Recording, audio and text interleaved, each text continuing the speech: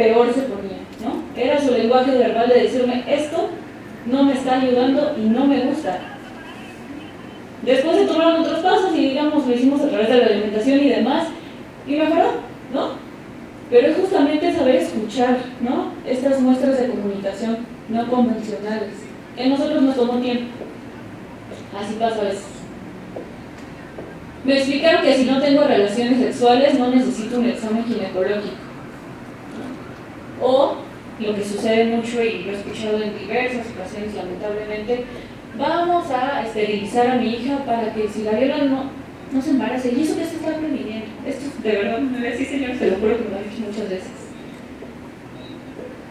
O sea, en lugar de hacer este ejercicio de educación sexual, ¿no? Y yo no estoy diciendo de no tenga relaciones, ¿no? Porque también eso es muy utópico, ¿no? Oye, hija, pues este es tu cuerpo y estas partes de tu cuerpo, pues es importante que sepas que te va a producir cierto placer, pero tú solo puedes hacerlo cuando estés cómoda con esta persona, ¿no? Y justamente cuando estás dando esa información completa, la persona va a saber cuando no se sienta cómoda y va a poder tener esta comunicación de una forma mucho más clara con ustedes cuando suceda algo. Desde la prevención y no desde el... Y de verdad te juro que si sucede, vamos a evitar las consecuencias, ¿no? De ese abuso de su sexualidad. Cuando voy a la sala de emergencias, los médicos llaman a mis padres como si yo fuera un niño o un incapaz. Otra vez, ¿no? Esta poca credibilidad de lo que está expresando una persona en ese momento, ¿no? Que claro que pueden necesitar apoyo, pero por Dios, ¿quién va a poder saber mejor que la propia persona que está sintiendo en su propio cuerpo, ¿no? Estos son, digamos, solo algunos ejemplos de la toma de decisiones con apoyo. Evidentemente hay muchos más dependiendo del plan en específico, dependiendo del contexto, de las necesidades, de la intensidad de apoyo que requiera la persona, pero bueno. Y también yo sé que a veces todo se quiere llevar a través del plano jurídico, pero yo insisto mucho en la prevención y en el trabajo de habilidades de las personas con discapacidad. Mientras más trabajo se haga en su autonomía e independencia, pues bueno, todas estas decisiones se van a ir fortaleciendo, todas estas habilidades también, ¿no? E idealmente el plano jurídico sea menos necesario, quizás solo para decisiones muy comprometedoras, ¿no? Donde haya un patrimonio por medio, etc. Porque al final estas figuras jurídicas es lo que yo les decía. A ver, tener un contrato de matrimonio, eso no implica que voy a tener un buen esposo, ¿no? Así como tener una declaración de interdicción y el establecimiento de un tutor no va a asegurar que ese tutor realmente vea por el bienestar de la persona, lo cual sí puede fortalecerse a través de, oye, que esta persona pueda establecer límites, pueda tomar decisiones, se le escuche, ¿no? Cuando está comunicando algo.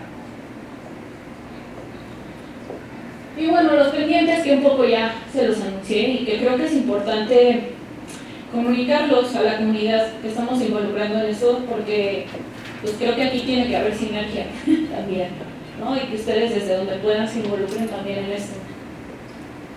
Una, pues la derogación del estado de interrupción en todos los códigos civiles estatales, porque como ya les dije, ya está en el Código Nacional, pero esto falta, que se modifiquen los códigos civiles. Supuestamente tienen 3 años, pero ya lo sabemos que a veces hay que estar insistiendo, ¿no? Otra, la regulación de los sistemas de apoyo justamente en estos códigos civiles, aunque insisto, hoy en día lo que yo les sugiero es, si ya su hijo o hija es mayor de edad y realmente hay esta necesidad jurídica, ¿no? No solo para que esté el papelito, jurídica porque necesito que pueda recibir una herencia.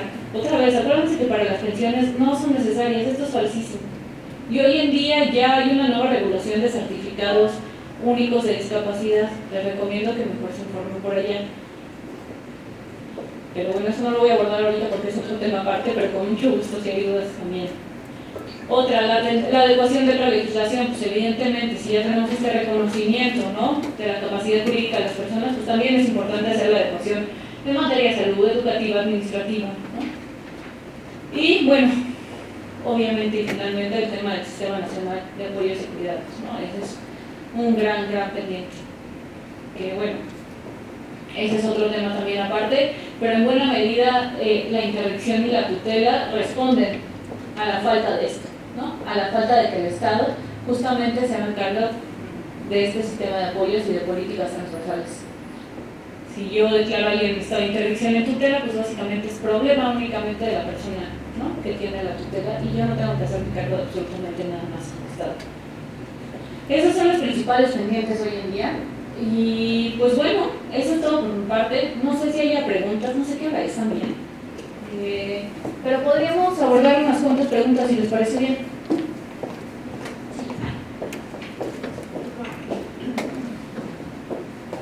Buenos días, licenciada. Nada más para preguntarle, yo tengo un niño con discapacidad intelectual, autismo en nivel 2, no habla, pero sí puede entender muchas cosas el niño. Nada más para preguntarle, por ejemplo, yo pues estoy trabajando actualmente con él, ¿sí? El papá pues no me ayuda mucho en apoyo para él. Yo quisiera dejarle o tener un apoyo, como dice, establecido por medio de un juez, a un sobrino, por decirlo así. Me toca trabajar con mi hijo y hacerlo lo más que se pueda independiente. Yo quisiera que mi sobrino manejara la parte financiera del niño, porque obviamente le voy a dejar una pensión del IMSS. Entonces, si llego a faltar, pues no sé la forma esa de nombrar a mi sobrino el apoyo, no que esté ahí siempre con él, o sea, el niño lo va a hacer independiente. No sé dónde vaya a estar el niño, dónde vaya a vivir el muchacho, en este caso, pues poderle poner cámaras, algo para que lo estén vigilando vía remota, porque pues sí necesita vigilancia. Entonces no sé si todo esto que lo estoy platicando queda establecido en un apoyo, como, o sea, nombre de apoyo, y bajo los estatutos que yo estoy exponiendo, determinando. No sé si esto sea posible. Mi hijo, 14 años. Miren, hoy en día, pues en realidad no tienes ese problema, ¿no? O sea, la problemática llegaría hasta que tenga 18 años, de alguna forma. Yo le recomiendo que esperen, ¿no? Porque como le digo, en 3 años supuestamente tienen que hacer estas modificaciones. Hoy en día no podría ir ante un juez a solicitar este sistema de apoyos porque él no es mayor de edad. Entonces, lo ideal es que espere a ver cómo queda la legislación. Vivo aquí en la Ciudad de México, y se podría hacer justamente como le digo, dependiendo del tipo de acto jurídico, a través de un contrato privado, ¿no?, donde usted establezca, y ojo, con la voluntad también de su hijo, ¿no? Yo no sé, supongo que se lleva bien con este sobrino, pero es importante que esté informado, ¿no? Estas van a ser las obligaciones que va a tener. En esto, está bien que te brinde apoyo, y estas van a ser las obligaciones a salvaguardias también. Por ejemplo, no sé, está el sobrino, no sé si tengo otra persona de confianza, pues bueno, que esta persona de confianza pueda estar supervisando que realmente, ¿no?, esté respetando la voluntad de su hijo. Es un ejemplo. Yo insisto, le recomiendo que espere, porque esto se va a modificar de 3 años, quizás en la Ciudad de México antes. Entonces, pero sí, eso, porque yo sigo viendo que lo hacen mis colegas abogados. La interdicción hoy en día ya no es solución, ¿no? Ya ni siquiera porque yo diga que es contraria, sino porque va a desaparecer como figura jurídica, ¿no? Entonces lo va a dejar en una mayor incertidumbre de la que habita. ¿Alguien más?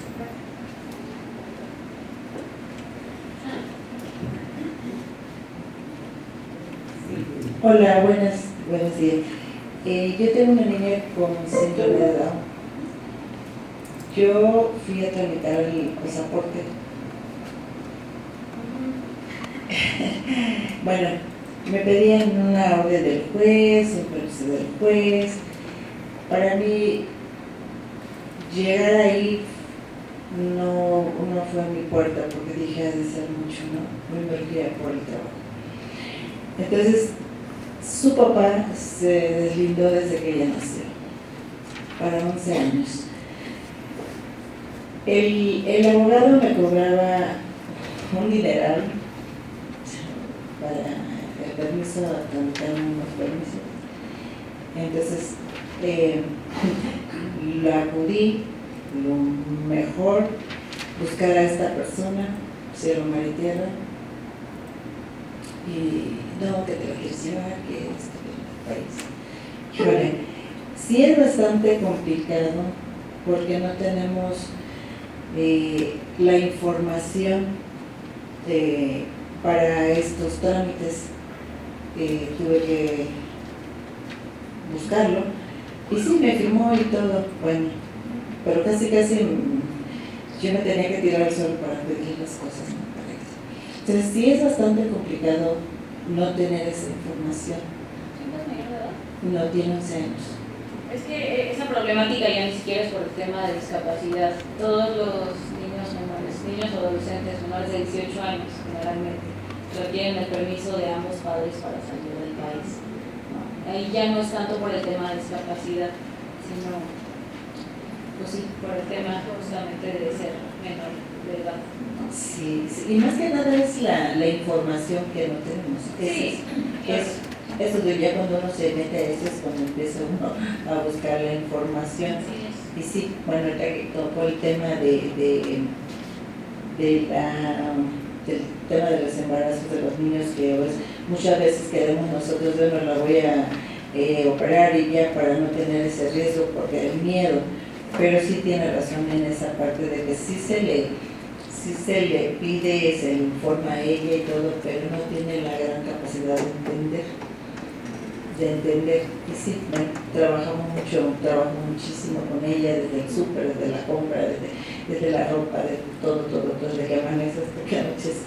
Pero bueno, ese era mi tema, y era de la información que a veces uno no tiene. Claro. Y pues respecto a esto segundo que me dice, creo que son habilidades que se van adquiriendo, ¿no?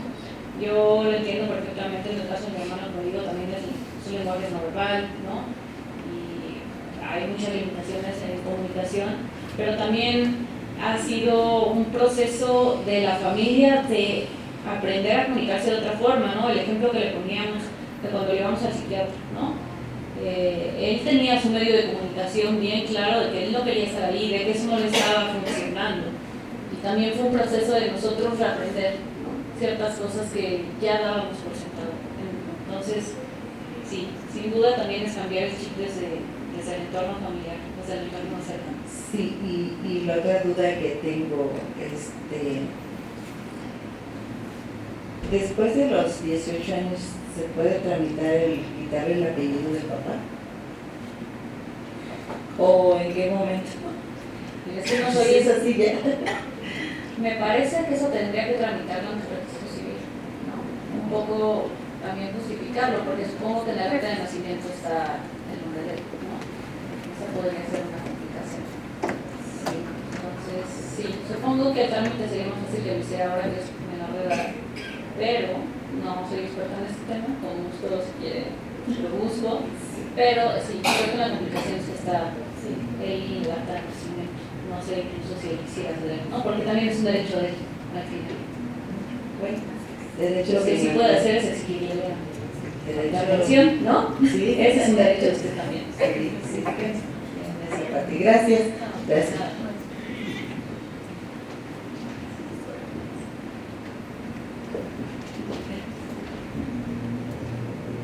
Buenos días. Mi duda es respecto, yo trabajo en una escuela en donde sí se han acercado padres a preguntar sobre esta cuestión del juicio. De hecho, mucho es por la cuestión de la edad de los mismos padres, que ya son mayores y tienen como que esa inquietud de qué va a hacer de sus hijos. Entonces, en esta cuestión del juicio, mencionan que, por ejemplo, bueno, es muy caro, un trámite muy caro para poderlo realizar. Ahorita con lo que nos estuvo informando, mi duda es, van a cambiar las leyes, va a haber otras situaciones, ¿qué tanto es factible?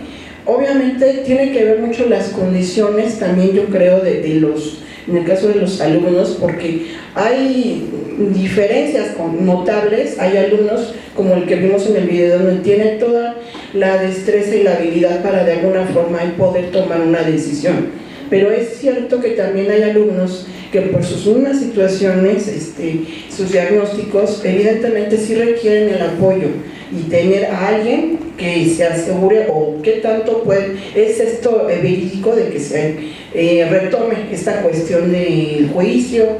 O sea, no sabríamos cómo explicárselo también esto a los padres. No sé si me pueda o me di a entender. ¿Qué pasa en aquellos casos donde las barreras de comunicación son más intensas? Así es.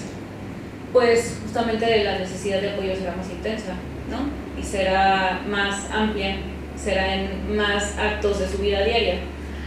Ahora, y es otra vez lo que le decía, realmente considerar la necesidad de llevarlos ante un juez, porque quizás esta necesidad de apoyos en la vida diaria no forzosamente tiene que ver con su patrimonio, con cosas que le incumben, digamos, al derecho, sino con el día a día. Y eso realmente no lo tiene que llevar ante un juez, ¿no? Ahora, hay esta preocupación mucho, ¿no? ¿Qué pasa con las pensiones que me están otorgando? Bueno, pues justamente hoy en día, como le digo, yo recomiendo ya no hacer el trámite de intervención, por lo costoso y por lo absurdo de que en realidad pues esto ya va para atrás, ¿no? Si realmente hay esta preocupación, entonces que tramiten un sistema de apoyos, ¿no? Así le digo, por la misma vía en la que se tramita, que es jurisdicción voluntaria, una intervención hoy en día, que la solicitan un sistema de apoyos y los jueces están obligados a hacerlo, justamente por estas sentencias de la Corte. No hay muchos lineamientos, lamentablemente, pero ahí es donde le toca al juez hacer su trabajo.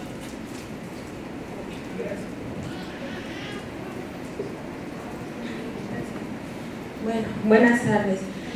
Mire, yo tengo una pequeña que ahorita en agosto cumplió 13 años, pero desde que tenía 10 años hemos estado sufriendo violencia familiar por parte de una hermana que es alcohólica y es adicta. Ahorita estamos refugiados en otro hogar, donde no es nuestra casa, pero ella sigue asistiendo a la escuela. Ahorita, la verdad, me costó mucho trabajo levantar la denuncia ante la fiscalía, porque ella tenía mucho miedo, al igual que yo, pero finalmente se levantó la denuncia. Apenas fue a declaró otra cosa. Ella fue agredida por mis sobrinos, que son menores de edad, pero como responsable estaba su mamá. Entonces, ahorita fue a declaró otra cosa diferente, y el MP, como no encontró evidencias y cosas que ayudaran para que siguiera la carpeta funcionando, ya la mandó al archivo. Esa es una. La otra, cuando declaró mi hija ante el Ministerio Público, a mí como mamá me querían sacar del área, que por el espacio me tenía que retirar. Yo les dije que no, porque mi hija era una menor de edad y aparte era una niña con discapacidad. Ella es sorda. Y también la otra, yo pedí... ¿No había un intérprete? Sí, pero aunque estuviera el intérprete, una trabajadora social y un Ministerio Público y mi asesor, 4 personas, me dijeron que yo me retirara, a lo cual yo no accedí y me quedé. Y también la otra, yo también estuve buscando una carta de derechos. ¿Una qué, perdón? Una carta de derechos de los niños con discapacidad, la cual no encontré, y ahorita pues mi carpeta ya se fue al archivo. Bueno, yo le voy a recomendar 2 cosas. Uno, hay una asociación que se llama Documenta. Ellos acompañan a personas con discapacidad en procesos penales. Entonces, quizás que se acerque, les escriba y les exponga este caso, una. Y 2, hoy en día hay un programa de facilitadores, se llama. Son personas que acompañan a personas con discapacidad en procesos penales, ya sea como imputadas, acusadas o como víctimas. Justamente su hija tenía derecho, por ejemplo, a ser acompañada por un facilitador, ¿no? Estos facilitadores, de hecho, surgen de Documenta. Por eso le digo que le recomiendo que busque esta asociación y vea qué tipo de asesoría o acompañamiento le pudieran dar. Muy bien. La puede buscar buscando en línea, Documenta AC. Y es, ¿no? O sea, justamente si esto se logra reactivar, que usted sepa que su hija tiene derecho a acceder a un facilitador. Lo único que me dijo la MP es que dijo, si hay algo que su hija quiera agregar, se va a extraer la carpeta del archivo, pero si no, así se va a quedar. Y si pasa otra eventualidad, otra agresión física hacia mi hija, que tengo que levantar una nueva carpeta. Y la verdad, yo levanté denuncias en contra de ella igual por violencia familiar, ya me ha agredido tanto físicamente con cúter, armas blancas, me han amenazado de muerte y demás. Por eso ahorita no estamos en nuestro domicilio. ¿Tiene medidas de protección? Sí, pero No sé, no. no, la verdad que no. Sí. Y la idea. Le recomiendo que les busque, justamente puede declarar nuevamente a su hija, pero que esta vez lo haga acompañado de un facilitador. también se prepare esa declaración. Muy bien, y sí, la verdad sí es cierto que a veces cuando llevamos a nuestras hijas al médico, a veces nos dicen, a mí en lo particular y en lo personal, mi hija tenía 10 años cuando me dijo una doctora que fuera sacando cita a ginecología. Exactamente, yo la verdad cuando me propuso eso me dijo un término diferente y yo le dije, pero yo le pregunté, doctora, pero mi hija está sana, no necesita ninguna cirugía. Y sí me dijo, lo que pasa es que se tiene que esterilizar su hija, por si la violan, no tenga bebés. Yo la verdad me quedé impactada por esa propuesta que estaba tomando y decidiendo la doctora, sin preguntarme y sin explicarme la situación, a lo cual tampoco hice. Y sí es cierto, hay mucha mal información, a veces por parte de los doctores hacia los papás. Claro. No son mis comentarios. Sí.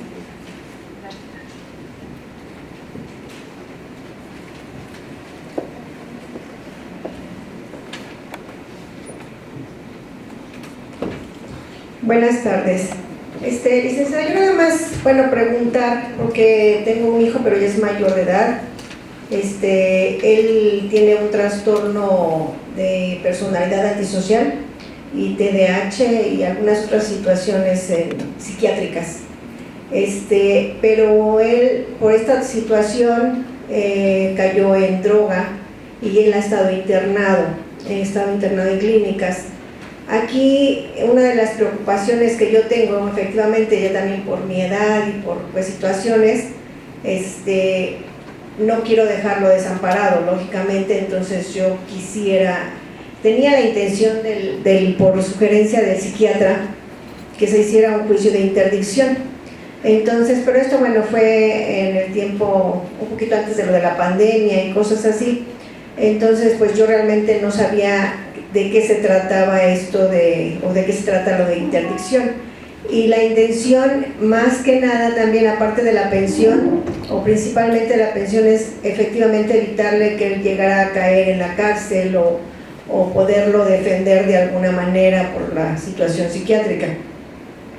Entonces a mí, en este momento, pues me quita algunas dudas, pero sí me gustaría saber qué puedo hacer para poder meterlo al Seguro Social, al ISSSTE, porque tengo la pensión de los dos lados, para que cuando menos también le den la atención médica, lo del medicamento, porque usted sabe que el medicamento psiquiátrico es caro, entonces a veces es un poco difícil, y el internamiento en las clínicas, pues lógicamente es caro. Entonces, para que él de alguna manera no se quede desamparado, ¿no? Porque él no puede estar en la calle, no debe andar en la calle porque cae en situación de calle, así total. Lo que ponen de diagnóstico es que del 51 o 60%, no 51, no es, ¿cómo se dice? Para la vida, o sea, no puede andar en la calle, ¿no? Entonces, pues esa es mi preocupación. Hay varias respuestas.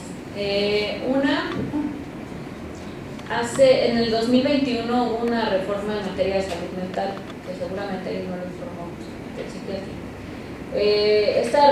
Esta reforma en materia de salud mental implica básicamente que estos servicios en materia de salud mental deben de brindarse no solamente en centros psiquiátricos, sino en todos los hospitales generales. Esto tiene que irse haciendo de forma paulatina. Y eventualmente, idealmente, lo que se busca es que ninguna persona tenga que estar internada, sino que se den servicios comunitarios. Esto obviamente va a ser un proceso paulatino. Ahora, respondiendo a cada una de sus preguntas. La primera, ¿qué se podría hacer? Yo le puedo recomendar principalmente dos cosas. Una es que hable con su hijo, ¿no? Puede tener comunicación con él, conocer su voluntad, y etcétera. Quizás una opción podría ser, junto con él, se haga esta designación anticipada de apoyos. Justamente que él fije, o sea, qué personas confían ambos, ¿no? Para que haya esta designación anticipada. En caso de cualquier caso extremo, no se pudiera conocer su voluntad. Uno.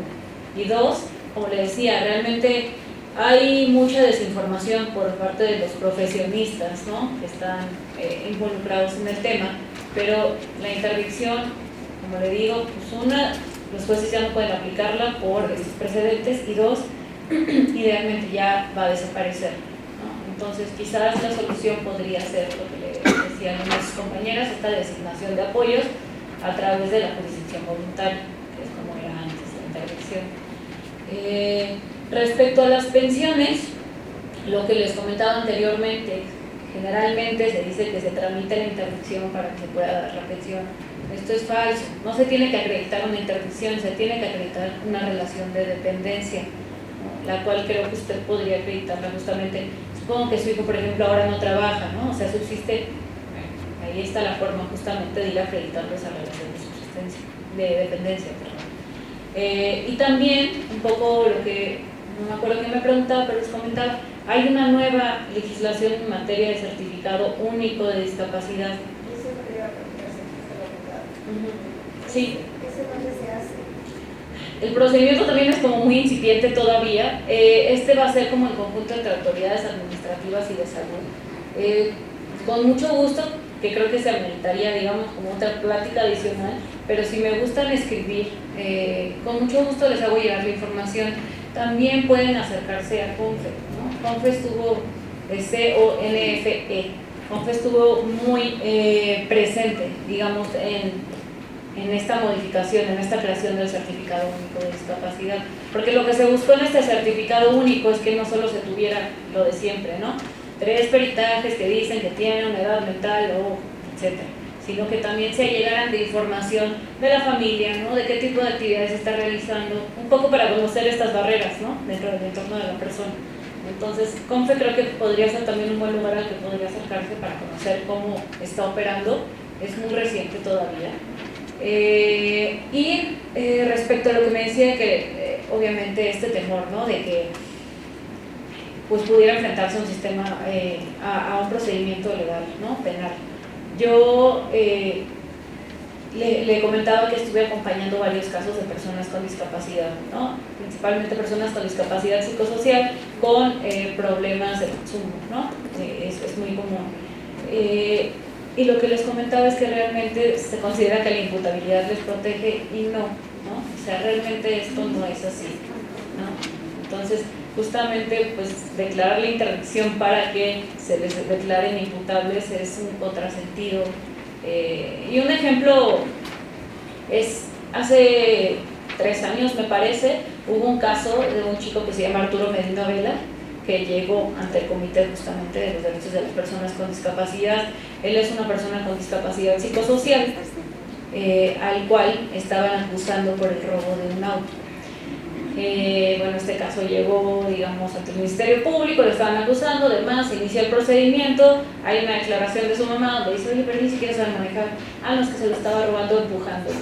Bueno, se da todo este procedimiento, se le declara inimputable, y en el momento en el que se declara inimputable ya no importa si robó el auto o no, ya lo que se está viendo es el tema de rehabilitar su discapacidad. Se le priva de la libertad 4 años, ¿no?, hasta que este caso escala, llega hasta este comité. Y bueno, ahí es donde el Estado mexicano tiene que ofrecer una disculpa, pero este es un ejemplo, ¿no?, de cómo justamente este tipo de figuras lo que están sancionando es la discapacidad, ya ni siquiera importa si cometió el delito o no. Entonces, justo, yo le recomiendo pues justamente trabajar en el tema de apoyo. Le digo, le recomiendo la designación anticipada, le recomiendo checarlo el certificado único, y si es que ahora lo necesita, tramitar los apoyos ante jurisdicción voluntaria, y acercarse a CONFE. Y también, de hecho, si hubiera algún problema, que yo espero que nunca lo haya, en materia penal, también acercarse a documentar, si es que lo hubiera, pero bueno, ahorita no hay esa necesidad, afortunadamente. Muchas gracias. De nada.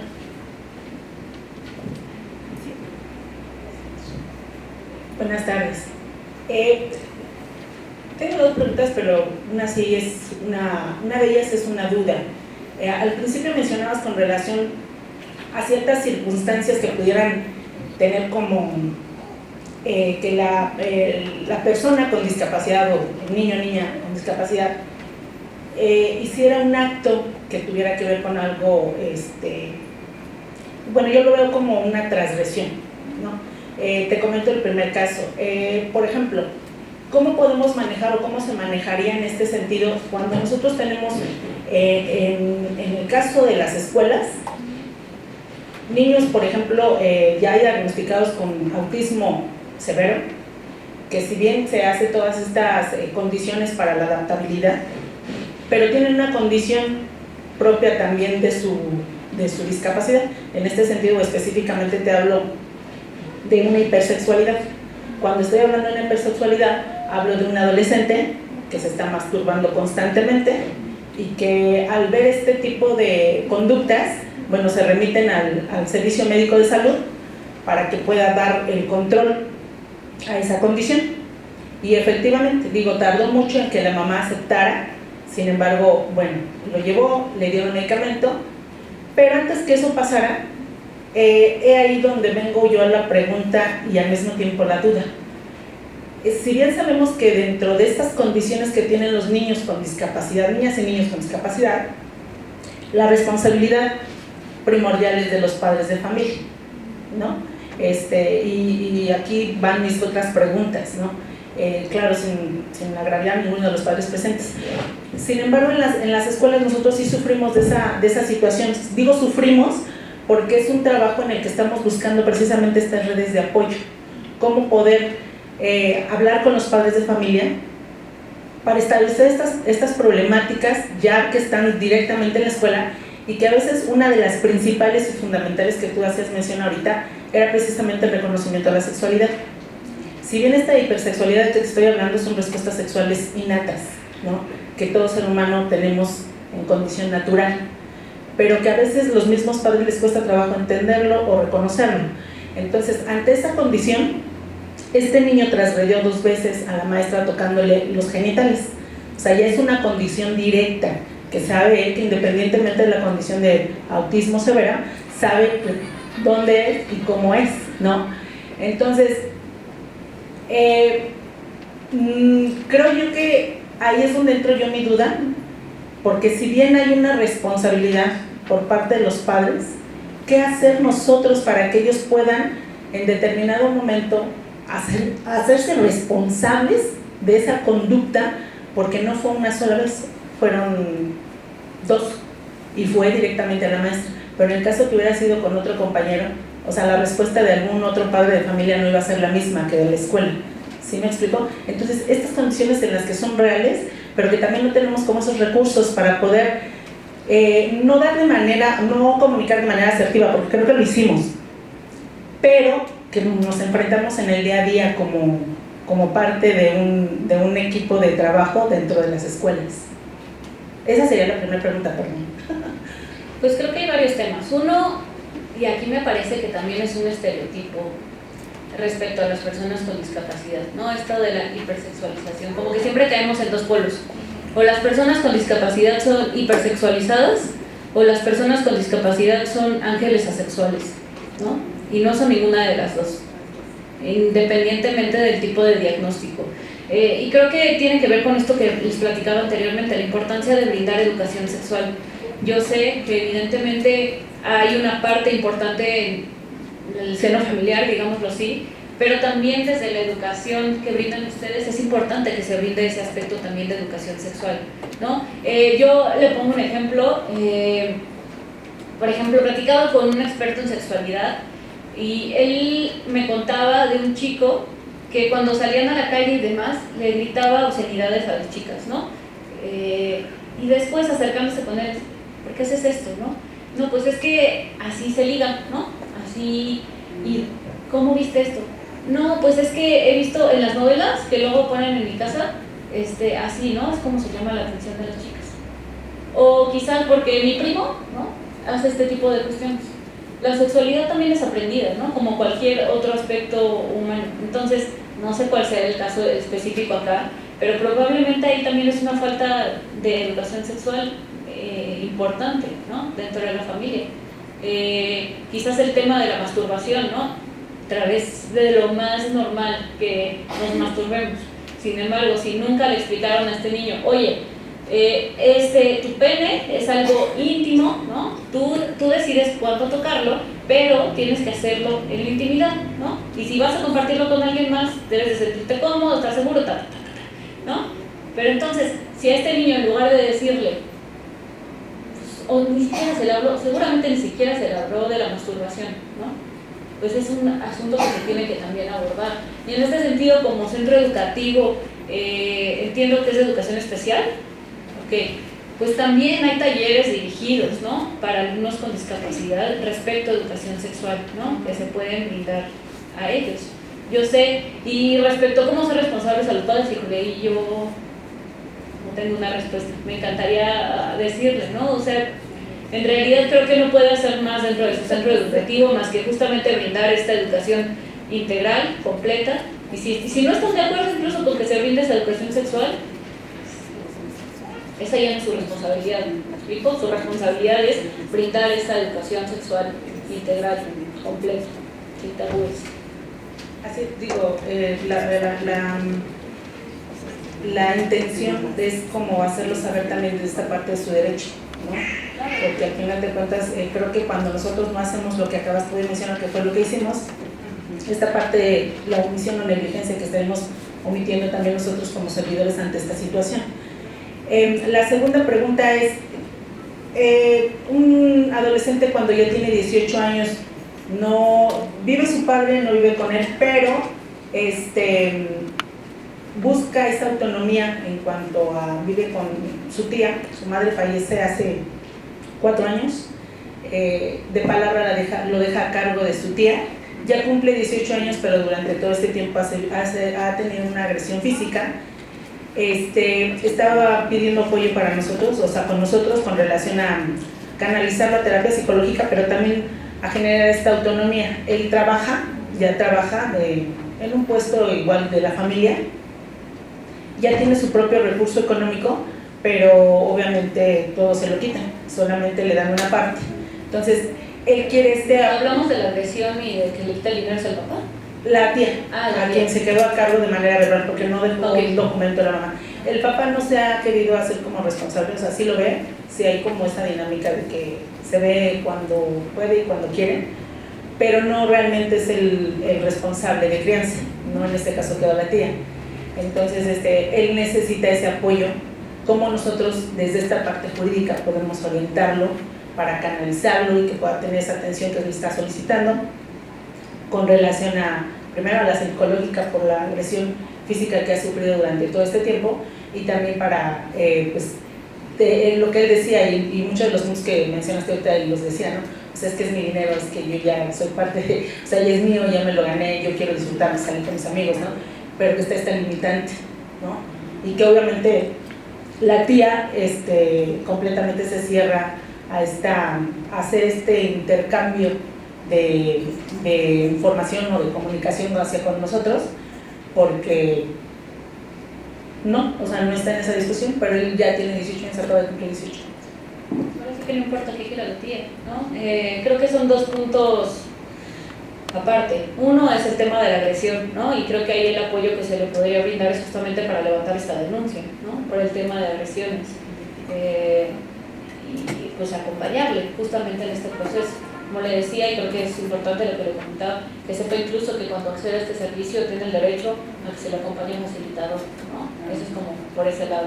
Y por el otro lado, pues quizás fortalecer sus habilidades de independencia, ¿no? O sea, ya está ganando este dinero, no sé cuánto lo sea, pero supongo que da quizás para tener cierta independencia de esta tía, ¿no?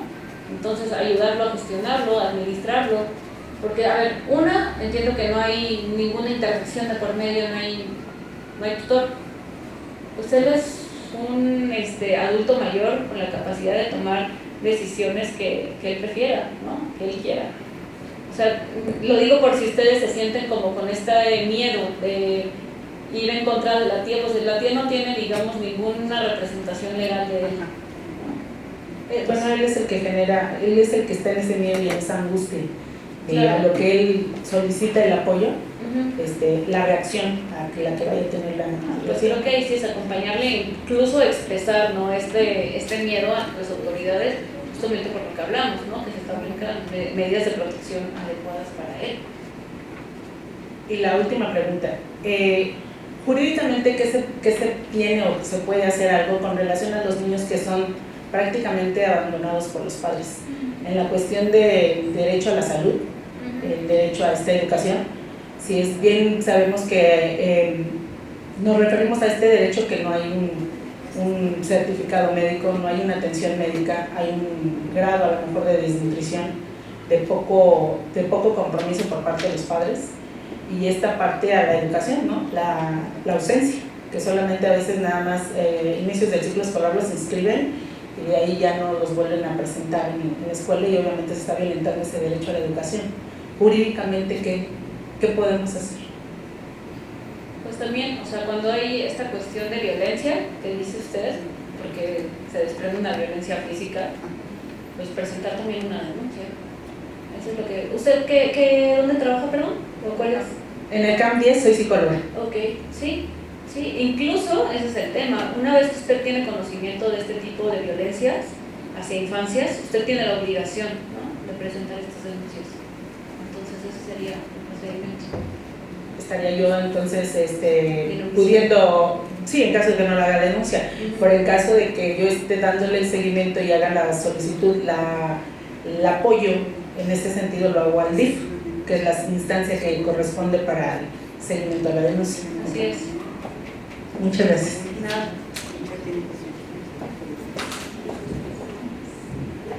Me parece que ya son todos.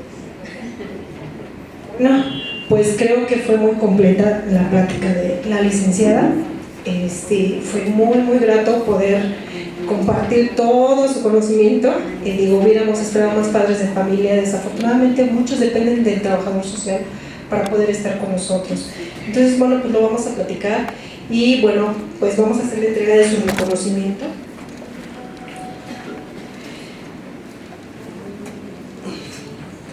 Le damos un fuerte aplauso por su participación. Agradecemos ampliamente con respecto al tema que trataba de la sexualidad maestra. Con nosotros damos los talleres de sexualidad con personas especiales que llevamos a las escuelas, hemos estado participando en los camps, así como invitamos a la licenciada UCAM, así hemos invitado a otros ponentes para llevar a cabo las pláticas de sexualidad y discapacidad. Entonces, para que no lo hagan llegar a través de correo electrónico al centro de recursos, a través del supervisor, la coordinación, por toda la estructura para que podamos llevar a cabo las prácticas de su interés y que sobre todo sea enfocada a un tema en particular en las escuelas. Sí, Diego. Sí, el licenciado Fernando, de sexualidad y discapacidad. Sí, son muy buenas las prácticas que se dan aquí. Nosotros buscamos las personas que me muestran mostramos su reconocimiento. Muchas gracias. Hasta me fui. Bueno, pues sí, del licenciado Fernando, muy buena. Trabajan es la licenciada Georgina y es el licenciado Fernando. Los dos, ambos, nos hemos llevado a los camps. Cualquier tema de verdad, háganlo otra vez. Esto tiene que ser estrictamente por la estructura. Entonces, muchas gracias por su participación, por haberse tomado el tiempo de estar aquí con nosotros. Se los agradecemos ampliamente a la licenciada. Volvamos a darle un fuerte aplauso y con esto cerramos. En nombre de la maestra Guadalupe Lisset, Espinosa Romero, les damos las gracias y por favor entreguen sus hojitas de evaluación con la licenciada Brenda, por favor. Muchas gracias.